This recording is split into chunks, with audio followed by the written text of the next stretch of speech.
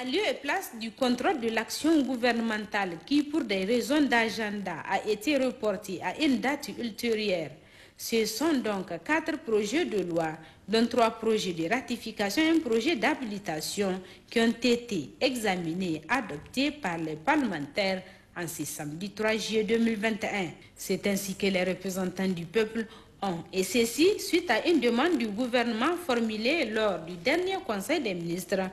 examiner, adopter le projet de loi autorisant la ratification de l'accord de prêt d'un montant maximum équivalent à 4 640 000 unités de compte signé le 3 juin 2021 à Niamey entre la République du Niger et le Fonds africain de développement FAD. Cet accord signé entre les deux parties pour le financement du projet d'appui au développement de l'enseignement et de la formation professionnelle et technique PADEP a été adopté avec 119 voix pour, 0 contre et 0 abstention.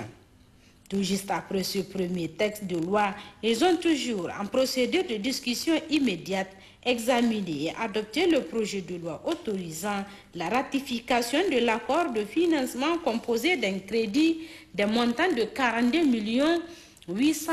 000 euros et d'un don de 36 500 000 droits de tirage spéciaux signés le 1er juin 2021 à Niamey entre la République du Niger et l'Association internationale de développement AID pour le financement du projet d'amélioration de la connectivité dans le nord-est du Niger. Ceci avec 123 voix pour, 0 contre et 0 abstention.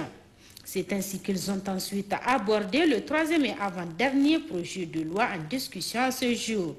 Il s'agit notamment du projet de loi autorisant la ratification de l'accord de financement d'un crédit de 24 800 000 euros et d'un don d'un montant de 20 800 000 droits de tirage spéciaux signé le 1er juin 2021 entre la République du Niger et l'Association internationale de développement AID. Aussi, ce projet de loi signé pour le financement du projet d'appui au pastoralisme au Sahel 2 a été adopté avec 109 voix pour, 0 contre et 0 abstention.